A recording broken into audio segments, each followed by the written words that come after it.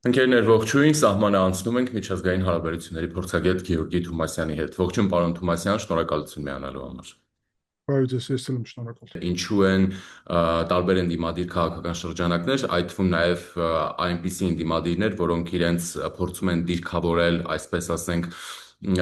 ոչ այն արմատական ընդդիմության շարքում, ես նկատի ունեմ այն ընդդիմությանը, որը աշխարհը տեսնում է ռուսական ծիրում, նրանք չեն ճանաչում ընտրության արդյունքները։ Համենայն դեպս այդպիսի հայտարարություններ են անում, պնդում են համակարգային խախտումների, կեղծիքների մասին, որոնք ազդել են ընտրությունների վրա եւ ընդհանուր առմամբ որակում են, որ ժողովրդի քվե է գողացվել, հա։ Սկսենք դրանից, թե ինչու ունենք նման պատկեր։ Որովհետև հայկական ընդդիմադիր դաշտի մի մասը փոխկապակցված է Ռուսաստանի հետ, իսկ մյուս մասը, ով իրեն նաև արևմտամետ է դրսևորում, այդտեղ էլ բացառված չէ փոխկապակցվածություն Ռուսաստանի հետ, ինչպես նաև բացառված չէ ուղղակի զուտ իրավիճակը լուրջ չգնահատելը եւ սխալ քաղաքական քայլեր անելը։ Այդ թվում դա կարող է վերաբերվել հենց նրան, որ քաղաքական փորձ չունենալու պատճառով սա լինի, որովհետև այնինչ ես խոսքին կարդացի տարբեր ուժերի մասին է խոսքը այստեղ եւ իրանց հայտարարությունները կարող եմ ասել, որ խնդիրը նրանում է, որ իրանց գնահատականը եւ իրանց եզրակացությունը իրար չեն համապատասխանում։ Այսինքն այն, որ մրցակցության խնդիրներ է եղել, այն, որ կաշառքի դեպքեր է եղել ընդդիմադիր ուժերի կողմից ընդգծում են ոչ թե իշխանության, այն, որ ընտրությունները որակը, եթե վերցնենք, բավականին բևեռացված է եղել եւ այլն, այնինչ ներկայացնում է այդտեղ, դա բավարար չէ նրա համար, որ ընտրությունները ճակերտներում ոչ լեգիտիմ գնահատվի։ Ես ենթադրում եմ, որ այս քաղաքական ուժերը եւ անձնավորությունները քաղաքական, այդ թվում միջազգային փորձ չունենալու պատճառով ուղղակի չեն գիտակցում իրենց բարերի եւ գնահատականի փաշը, երբ ընտրություններում մասնակցող քաղաքական ուժը հայտարարում է, որ ճակերտներում ոչ լեգիտիմ է համարում ընտրությունները, ապա դա լրիվ ուրիշ միջազգային գործընթացի մասին է եւ դա հակասում է այս փուլում կոնկրետ ինչպես ԵԱՀԿ ԺՄԻԳ-ի այդպես էլ բոլոր մնացած դիտորդական առաքելությունների եւ միջազգային հանրության կողմից ընտրությունները ուրեմն ճանաչելը եւ ազար, արդար եւ թափանցիկ համարելը։ Նորից միջավայրը ընտրությունների կարող է որակի մասին խոսել, բայց այդ որակը մոտիկ էլ չէր, որ խախտումները նկատի ունեն որակի բովանդակությունը մոտիկ էլ չի նրան, որ որևէ մեկը լեգիտիմության հարց դնի։ Ես ցավում եմ, որ այդ ուժերը մի մասը իրանց առնվազն չեն գիտակցում իրենց բարերի նշանակությունը եւ չեն հասկանում, որ սա իրականում ոչ թե քաղաքացիական պայմանագրի կամ որևէ մեկի դեմ է, այլ սա լուրջ հակապետական գործունեություն է, որովհետև ընտրությունների արդյունքները ոչ լեգիտիմ համարելը նշանակում է Հայաստանում լեգիտիմ իշխանության գոյությունը հարցի տակ դնելը, որը անմիջապես արդեն պետականության հիմքերի համար լրջագույն խնդիրներ է ձևավորում եւ որը ենթադրում եմ, որ շատերի համար կարող է նշանակել ընտրությունների կեղծելու բովանդակությունը, ընդ որում այդպիսի բովանդակություն չկար եւ ուստի նորից սա ուղղակի այն խնդիրն է, որը մենք ունենք, ես ողջունում եմ, զուգահեռ դրա անպայման պետք է ասել, ողջունում եմ այն բոլոր առողջ քաղաքական ուժերի մոտեցումը, որոնք արդեն ճանաչեցին ընդդիմադիր նկատի ունեմ, ճանաչեցին ընտրությունների արդյունքները, շնորհավորեցին քաղաքացիական պայմանագրին հաղթանակը եւ սա շատ կարեւոր է քաղաքական ուժերի կայացման համար իմ պատկերացումը, որովհետեւ պետականամետ այստեղ դրսևորումը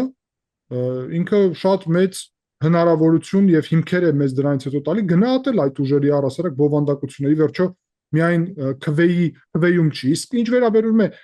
ընտրությունների որակին, ապա դա առանձին քննարկելու հարց է, այո, կարելի ասել եւ ես նաեւ բազում անգամ դա ասացի այս օրերի ընթացքում էլ, որ այս որակով ընտրությունները բևեռացված,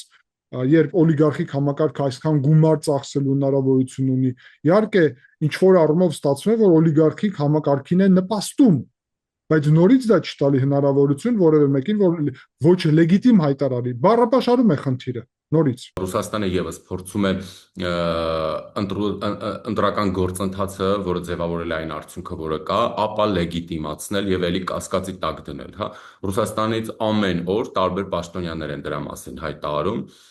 եւ Ռուսաստանը չի շտապում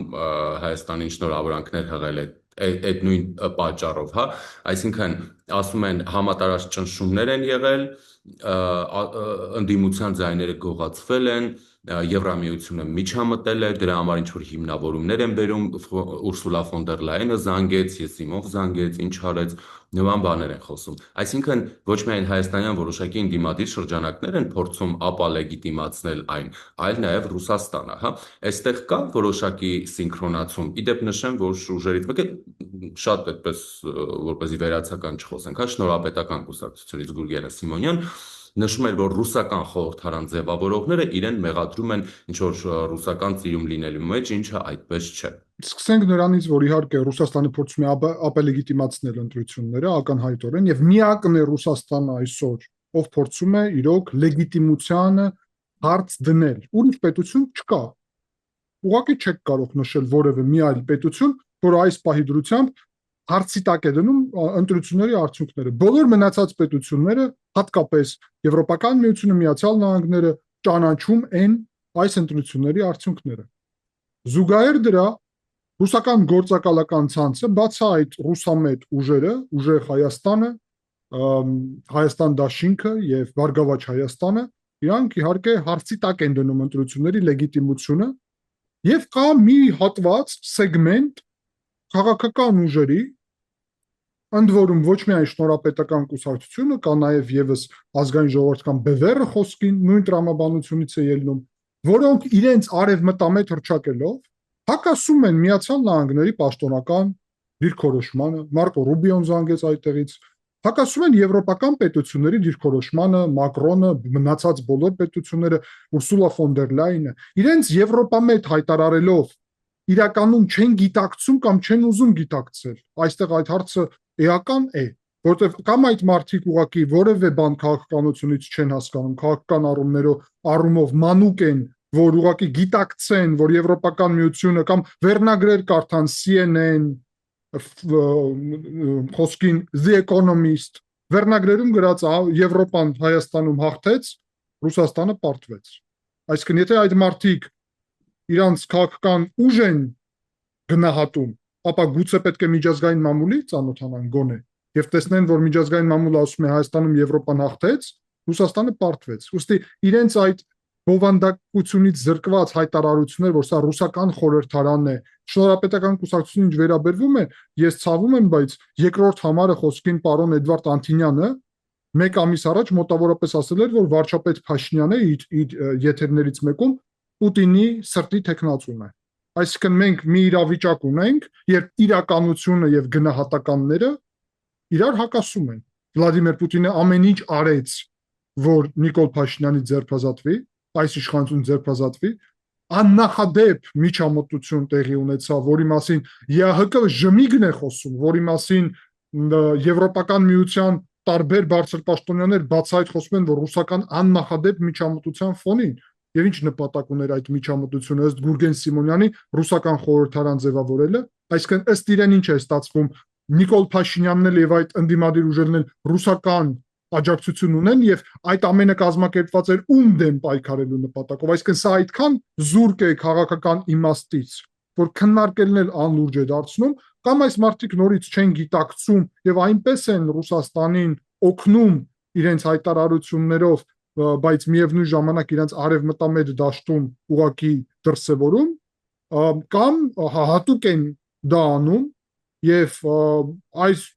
տեսեք նույն տրամաբանությամբ, հա, էլի շնորհապետական կուսակցությանը որևէ անդրադառնանք, որտեղ սա շատ կարևոր է։ Սա ոչ անձերի մասին է, ոչ էլ մի կուսակցության։ Իրանք նախընտրական փուլում հայտարարեցին ճակերտներում Արցախ Հայաստանին միացնելու մասին, բանավեճներից մեկում։ Այսինքն ինչ է նշանակում շնորհապետական կուսակցությունը արևմտամետ լինելու գեղեցիկ խոսքերի հետևում, ասում է Վաշինգտոնյան համաձայնությունները չեղարկելու ենք, TRIP ծրագիրը չեղարկելու ենք, խաղաղության օրակարգից դուրս ենք գալու, բայց մենք արևմտամետ ենք։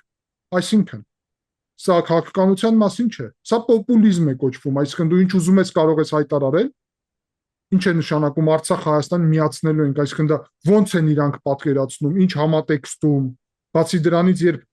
Արցախը հայկական վերահսկողության տակ էր, իրանք վարչապետը ասաց իրականում բանավեճի ժամանակ կոնկրետ Գուրգեն Սիմոնյանին, որ ինքը չի տիրապետում Ղարաբաղյան հակամարտության փաստաթղթերը, ես կարծում եմ դա ուղղակի իրականություն է, որովհետև հակամարտության ժամանակ, երբ մենք վերահսկում էինք ուրեմն Ղարաբաղի հայությունը վերահսկում էր Ղարաբաղը եւ 7 տարածքը, այդ ժամանակ չկար հնարավորություն միացում ապահովելը ըստ մադրիդյան եւ կազանյան սկզբունքների, ըստ ԵԱԿ Մինսկի խմբի համանախագահության համատեքստի, այսինքն եթե այդ ժամանակ չէր կարելի, հիմա դա հայտարարել է, ինչ է, եթե ոչ պոպուլիզմ։ Նույնը վերաբերում է իհարկե Բևեռին, իրենց օրակարգին, երբ քարտեզները վերաբերվում են փաստացի բավականին վտանգավոր ոչ միայն Թուրքիային եւ Ադրբեջանին, նաեւ Վրաստանին, եւ սա խնդրահարույց է, այսպիսի մոտեցումները ես ուղղակի կարող եմ գնահատեմ, որ կամ այս ուժերը ներդրված են նրա համար, որ արժե զրկեն այս իմաստը արևմտամետի եւ իրականում հակահայկական ինչ որ օրակարգ սպասարկեն, գիտակցելով դա կամ ոչ գիտակցելով, կամ երկրորդ ավելի հավանական տարբերակը, անկեղծ ասած, որ այս ուժերը ուղղակի չեն գիտակցում ինչ են անում, հակական փորձ, գիտելիք եւ այդ հմտությունը չունեն ուղղակի եւ հայտարարում են այնինչ իրենց հաճելի է այդ քարտեզնել ներկայացնել, հաճելի այստեղ էլ ասել Արցախը միացնենք Հայաստանի ինչպես գաղափար եւ լսարանի համար իհարկե դա հաճելի է լսել, որովհետեւ պոպուլիզմը բառացի նշանակում է ասել այն բաները, ինչ լսարանի համար հաճելի է։ Բայց պարոն Թոմասյան, անկախ նայած ներդրված են, թե չեն գիտակցում, թե գիտակցում են, սա լրջագույն խնդիր է պետության համար։ Այո, սա լրջագույն խնդիր է։ Մեր քաղաքական համակարգը չի ձևավորվում։ Այլընտրանքային առաջարկ չկա։ Դե այլընտրանքային առաջարկը այդ համատեքստում արեք չդիտարկենք, այլընտրանքային առաջարկ պետք է լիներ ուրիշ համատեքստում, եւ ես սա ասել եմ բազում անգամ, կարծում եմ ձեր եթերում էլ նաեւ, որ առնվազն քաղաքական հասունություն պետք է դրսևորեին առնվազն 3 քաղաքական ուժ. Հանրապետություն, հանուն հանրապետության եւ քրիստոնյա ժողովրդավարական կուսակցություն։ Եվ նորից ես չեմ քննարկում ով ինչ դիրքորոշում ուներ, որովհետև գիտեմ, որ այդտեղ դիրքորոշումների տարբերություն կար, այսինքն դրա կողմնակիցներն կային, բոլորին չեմ քննադատում միանգամից, բայց ի վերջո իմ քննադատությունը այո բոլորին է վերաբերվում, որովհետև ի վերջո արդյունքը ցույց է տալի, որ արդյունքի չհասանք, որովհետև եթե այդ 3 ուժը միավորվեին, հավանականությունը 4%-անոց շեմը հաղթարել ավելի մեծ էր, եւ ես անկեղծ կլինեմ հատկապես հաշվի առնելով, որ շնորհապետական կուսակցություն նոր է ձևավորվել, որ որևէ մեկը չընկալի, որ ես, չգիտեմ, ուղղակի բացասական գնահատական տալի, ես կողմնակից կլինեի, որ պոպուլիզմից դուրս արևմտամետ այդ գաղափարները, որը հնչում են նաև պոպուլիզմից դուրս եւ Վաշինգտոնի հռչակագիրը եւ փաստաթղթերը աջակցելով նոր տարբեր ուժերն էլ միանային այդ 3 եւ մնացած ուժերին, խոսքին եմ ասում, եւ ուրիշ ուժեր, այսինքն այդտեղ կարևոր չի ուժերը։ Մենք տեսանք խոսքին այնպիսի օրինակ, ինչպիսին է Հայկ Մարությանի օրինակը, հա, որը 1.5% է հավաքել մոտավորապես։ Եվ շատ անկեղծ լինենք, որ Հայկոին ժողովուրդը ճանաչում է նաև շատ իր մասնագիտությամբ։ Եվ հիմա էլ իմ պատկերացումով այդ քվեն գալիս է նրանից, որ շատերը իրան ճանաչում են։ Եվ նրա փոխարեն, որ այդ ուժը կամ նույն բոլորին դեմ ուժը, որը առհասարակ ուղակի անիմաստ 1.5% ցրեց, քաղաքական հմտությունը, հասունությունը ոչ թե նրա մասին է, որ այդ բոլորը մի կարծիքի են։ Մի կարծիքի նույն կուսակցության անդամները կարող է չլինեն, այլ եթե քաղաքական հասունություն ցույց տային այդ ուժերը, 1.5% բոլորին դեմ են, 1.5% նոր ուժը Հայկ Մարությանի, այս ուժերը բոլորը, որ ասացի 3-ը իրար հետ 2% է մոտավորապես ստացվում, հանգիստ հաղթարում են շեմը, կլինեին ազգային ժողովում եւ կներկայացնեին ինչ որ կոնկրետ, գուցե էլի առանձին, հարցը նույնիսկ դրանում չէ, բայց առաջի դեմքերը, որոնց մեր հանրությունը ճանաչում է եւ որոնք ելույթներ են ունենում հաճախ, տարբեր հարցեր են մեկնաբանում, կլինեին ազգային ժողովում եւ մենք ունենայինք ազգային ժողովում ինչ որ այլընտրանքային քաղաքական գործիչներ։ Այս պարագայում մենք չունենք դա եւ դա խանգարում է հենց նրան, ինչ դուք ասացիք, ձևավորել ընդդիմադիր առողջ դաշտ, որովհետև չկա առողջ դաշտ, կա այս գործակալական ցանցը եւ կա քաղաքացիական պայմանագիր։ Ցավոք ունենք այն, ինչի մասին ես զգուշացնում եմ, որ սա ամենավառ սցենարն է եւ խնդիրը նրանում է, որ մենք չկարողացանք խուսափել այդ սցենարից։ Իսկ չեք կարծում, որ այն, ինչ առաջարկում են մնացած ուժերը, ես նկատի ունեմ հենց արտաքին քաղաքականության մասով, հա, որովհետև այստեղ ներքին հարցերը այդքան չէր քննարկվում, որքան հենց արտաքին քաղաքական բաղադրիչը։ Այն, ինչ առաջարկում է իշխող ուժը եւ մնացած ուժերի առաջարկները, արդյոք հետ չեն իշխող ուժի առաջարկներից։ Օրինակ, սորական ընտրողը տեսնում է իշխող ուժի առաջարկը, շարունակել դիվերսիֆիկացիան, ավելի մոտ լինել Եվրամիության հետ, որքանով դա հնարավոր է եւ որքանով նաեւ Եվրոպական միությունը դա կցանկանա, եւ Հայաստանի քաղաքացին տեսնում է դիվերսիֆիկացիայի արդյունքը։ Մյուս ուժերի առաջարկը կամ ռադիկալ մի հատ այնպես բան է առաջարկում, որ մենք տեսել ենք նախորդ տասնամյակներում, կամ առաջարկում է էլի նույն բանը, ու այստեղ հարց է առաջանում, երբ ընդդիմադիր դաշտի կապ չունի որթևի ընդդիմության, առաջարկը ետ է իշխանության առաջարկից, ոչ թե առաջ, ապա ինչու ընտրել նրանց։ Դե տեսեք, առաջ իրականում նորից այդ երեք ուժը, որի մասին ես խոսեցի, երեք քաղաքական ուժը ընդհանուր առումով առաջարկում էին այդ ավելի կտրուկ քայլեր եվրոպական ինտեգրման ուղու վրա, այսինքն ավելին, քան դիվերսիֆիկացման քաղաքականությունը, այդպես է, չէ՞, իրանց գլխավոր հայտարարությունները։ Խնդիրը նրանում է, որ առաջի հերթին անդրադառնալով նորից ասեմ, որ այո, ընտրությունների համատեքստում խնդիրներ կան, որովհետև մրցակցության այնինչ շնորհապետական կուսակցության հայտարարությունում ասվում է, այդտեղ կան ճշմարտության բովանդակություն, ես դա ասացի եւ նորից եմ ասում, որ այո, մրցակցության հնարավորությունները, իհարկե, երբ մարդ գալիս է Ռուսաստանից եւ միլիարդատեր է, բնական է, դրա մասին մենք էլ ենք խոսում։ Եվ ուստի այդ քաղաքական ուժերը չեն կարողացի այդքան էֆեկտիվ իրենց ընտրողի հետ կարողանալ շփվել, բայց դա չի նշանակում, որ ընտրությունները ոչ լեգիտիմ են, դա նշանակում է, որ ընտրությունները այն որակով չանցկացվեցին, որով ցանկալի կլիներ, որ անցկացվեր, բայց ամեն դեպքում ընտրությունները ազատ, թափանցիկ եւ արդար էին, եւ դա շատ կարեւոր է, որովհետեւ ընտրությունները չեն կեղծվել արդյունքները, շատ տեղերում կա ընտրությունների արդյունքներն է կեղծվում եւ լեգիտիմության հարց է դրվում։ Հիմա վերադառնալով ձեր գլխավոր հարցին, մենք պետք է ասենք, որ այո, այդ մարդիկ առաջարկ մի կողմից այդ ուժերի առաջարկը, որը ավելին է, քան քաղաքացիական պայմանագրի, այսինքն ավելի ակտիվ քայլերի մասին է եվրոպական ինտեգրման ուղղությամբ, այդ առաջարկը սահմանափակ ռեսուրսներ ուներ, որ ներկայացվեր հանրությանը,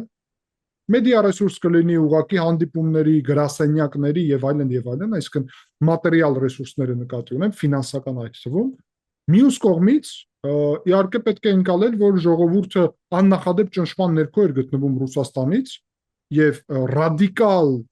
քաղաքական, այսինքն ռադիկալ գուցե այստեղ ամենաճիշտ գնահատական չլինի, բայց կտրուկ քաղաքական քայլեր անելու կողմնակիցները ակնհայտ էր, որ ավելի սահմանափակ հնարավորություն կունենան այս ֆոնին, որովհետև ընտրությունը իրականում տեղի էր ունենում բացահայտ պրոռուսական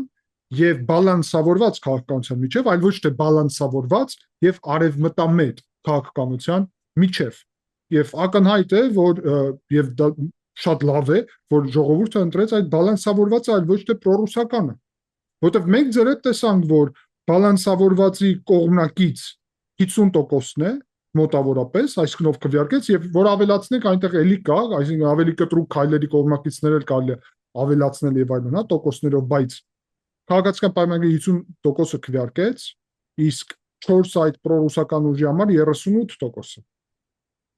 Այսինքն դա խոսում է նրա մասին, որ ռուսական ազդեցությունը, տապերը, վախը, ճնշումը կարողացավ լուրջ, բավականին լուրջ արդյունքի բերել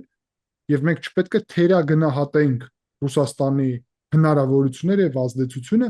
ընդ որում կա մեկ նաեւ շատ կարեւոր արձանագրում, որ այդ մարդիկ շատ, այսինքն քաղաքացիական պայմանագրի եւ այդ արևմտամետ ուժերի սեգմենտը նույն սեգմենտն է հանրության եւ շատերը չեն քվեարկել ուրիշ կուսակցությունների համար, որովհետեւ կարծում էին, որ կարող է իրանց ձայնը կորի եւ ի վերջո քվեարկեցին քաղաքացիական պայմանագրի համար, ընդ որում դա տրամաբանական է հիմա նաեւ post factum։ Իսկ այն սեգմենտի հետ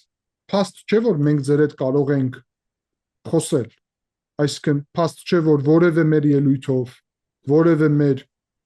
քննարկման շնորհիվ մենք կարող ենք այն սեգմենտին հասնել, որովհետեւ այն սեգմենտի վրա 38% վրա աշխատում է լրիվ ուրիշ ինֆորմացիոն համակարգ, որը փակ է ինչ-որ առումով եւ որը բավականին էֆեկտիվ է աշխատում եւ մենք ձեր հետ դա միասին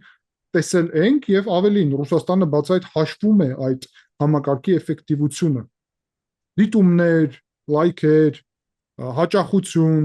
17 գործակալ, որ հնչում է փաստաթղթերում, թե ով են այդ 17 գործակալը, գուցե պատկան մարմինները պետք է պարզեն, որոնք ամեն օր պետք է ելույթներ ունենան եւ այլն, այսինքն մենք ապրել ենք մի իրականության մեջ, որը աննախադեպ ռոպագանդայի ծավալ է ունեցել։ Սա անպայման պետք է քննարկել։ Այդպիսի ռոպագանդա որևէ մեկը չի արել։ Ի վերջո արևմտամետ ուժերի ներկայացվածը դա առաջարկ էր։ Իսկ մյուս կողմից սարսափելի ռոպագանդա էր տեղի ունենում եւ ես դրա ուղղակի օրինակները բերեմ։ Խոսքին իրեն Ստենֆորդի համալսարանի պրոֆեսոր ներկայացնող, ինչի մեջ ես շատ կասկածում եմ, Խաչիկյանը, որը աննախադեպ հիբրիդային ռոպագանդա է վարում, ուղղակի մարդկանց ուղիղ վախեցնելով եւ ծավալը դրա բավականին լուրջ է։ Ես տեսնում եմ խոսքին մեկ գործիչ եւ ես ուղղակի օրինակներ եմ բերում, որովհետեւ շատ եւ շատ է, դա պետք է առանձին ուսումնասիրել։ Մարդ, որը Մոսկվայում զբաղված է եղել հարսանիքներ կազմակերպելով եւ ինչ որ այդպիսի միջոցառումներով եւ հիմա մտել է քաղաքական ինչ որ դաշտ, բայց դա քաղաքական չի, այսինքն հասարակական քաղաքական 100,000-անոց լսարան ունի եւ հայտարարություններ է անում իր Facebook-յան էջում արդեն քաղաքական բնույթի։ Եվ ես տեսնում եմ այդպիսի տարբեր տեղերում ցանցեր, այսինքն ձևավորվում է մի ցանց, որտեղ որ մարդիկ ով քաղաքականության հետ առասարակ կապ չունեն, ով անհասկանալի է իրանց ծագումը, իրանց գործունեությունը եւ այլն, ամեն մեկը օգտագործելով այսօրվա նոր տեխնոլոգիաները կարող են իրենց լսարանը, որը նաեւ քաղաքականության հետ կապ չունի, որտեղ այդ մարդու լսարանը, որը կազմակերպում էր միջոցառումներ Մոսկվայում 100,000-անոց, չի գալի այնտեղից, որտեղից որ գալիս է ձեր լսարանը, իմ լսարանը, քաղաքական գործունեությունից չի գալի։ Եվ ես կարծում եմ, որ ռուսական հատուկ ծառայությունների համար շատ հետաքրքիր են բոլոր մարդիկ հիմա, ով ունի մեծ լսարան, կապ չունի այդ լսարանը արվեստի ոլորտից է, միջոցառում կազմակերպելու, գիտության, կրթության, երիտասարդության, թե երաժշտության, թե որևէ ուրիշ։ Գլխավորն է այդ մարդկանց հիմա համոզելը, որ իրանք սկսեն ամենակարևոր թեզը օգտագործել, որտեղ ամեն ինչ հասցրած է պրիմիտիվ մակարդակի վրա թուրք մեղադրելու, այսինքն կամ Թուրքիային կամ թուրքերին կամ Ադրբեջանին մի բան հանձնելու մեջ եւ տեղի է ունենում աննախադեպ հիբրիդային ռոպագանդա, իմ համար դա լավ ծանոթ է, որտեղ ես գիտեմ Վրաստանում Ռուսաստանը ինչ հիբրիդային ռոպագանդա էր օգտագործում եւ ես հասկանում եմ, որ Հայաստանում ամենասուր հարցը մեր ազգի համար ինչն է, այո, այդ խոսքերն են նոր որ ասացի, հա, թուրք, Թուրքիա, Ադրբեջան, ադրբեջանցի, վերջ։ Այդ բառերը կիրառելով Ռուսաստանը կարողանում է միշտ փաստացի ուղեղի լվացմամբ զբաղվի, որովհետև ուղղակի այդտեղ քանակն է կարևոր։ Այսինքն միլիոն անգամ սուտը որ կրկնես, սուտը իրականություն է դառնում, դա Գեբելսյան ռոպագանդայի ուրեմն օրենքն է, եւ ուստի այդ ռոպագանդան աշխատում է եւ աշխատելու է բավականին ակտիվ, ուստի պետք է հաշվի առնել, որ այդ միջավայրում մրցակցությունը ուղղակի աննախադեպ է եւ ի վերջո ամենաշատ ձայն հավաքած ուժեղ Հայաստանը անդիմության կողմից նկատի ունեմ, գլխավոր թեզը իրանց 300,000 ադրբեջանցիքով ուղիղ վախեցնելն է։ Ընդ որում ասեմ ժիրայր, որ նույն Մոշե Կլյուֆթաֆտը, ով իրանց PR մենեջերներ եւ միջև էլ վրացական երազանքի PR մենեջերներ այստեղ ընտրությունների ժամանակ մեզ վախեցնում էր, որ եթե ընդդիմությունը գա իշխանություն, կլինի պատերազմ եւ ամբողջ քաղաքը բաներների մեջ էր, մեծ բաներների։ Հայաստանում հիմա օրենքով շատ փոքր շատ համեստ բաներներ են, ինչի ես ողջունում եմ, մեծ բաներների, որոնց վրա նկարված էր Վրաստանը նորմալ շինություններով եւ Ուկրաինան քանդված շինություններով եւ գրված էր, որ ընդդիմությանը ձայն չտակ կլինի պատերազմ։ Եվ նկարված էր ընդդիմության առաջնորդները 4 դաշինքի, բոլորը արյունոտ երեսներով եւ ձեռքերով, հասկանում եք, այսինքն սա աննախադեպ բան էր։ Ամբողջ քաղաքը մի քանի ամսվա ընթացքում նախընտրական գործընթացում արյունի մեջ էր։ Սա վախի ուղիղ մթնոլորտն էր, որը ռուսական այդ գործակալական ցանցը եւ Մոշե Կլուտատի ձեռնագրով օգտագործել է։ Նույն բանը իրանք անում են Հայաստանում։ 300,000 ադրբեջանցիով վախեցնելը կամ քանակը կարևոր չի, ադրբեջանցի գլխան վախեցնելը, այնինչ ամենագուցե վերքն է ամենամեծ հայ հասարակության, ցեղասպանություն անցած, Ղարաբաղի հակամարտություն անցած, շատ տրամաբանորեն պետք է ազդեր եւ դրա հակակշիռ, երբ դու առաջարկում ես պայծառ ինտեգրում Եվրոպական միությունում, այդքան էլ դա չի ընկալվում հանրության կողմից, որովհետեւ բացասականը միշտ ավելի լավ է տարածվում, քան դրականը։ Դա մենք գիտենք, դա օրենք է, հա, mass media-ի նաև 10 անգամ ավելի մեծ տարածում ունի կեղծ լուրը, քան ճշմարտությունը։ Շնորհակալ եմ, պարոն Թոմասյան։ Ես էլ եմ շնորհակալ։ Զրուցակիցս միջազգային հարաբերությունների փորձագետ Գեորգի Թոմասյանն էր, բաժանորդագրվեք ալիքին, օրվա զարգացումներին հետևեք Telegram-յան ալիքում, որի հղումը այս տեսանյութի մեկնաբանության բաժնում է։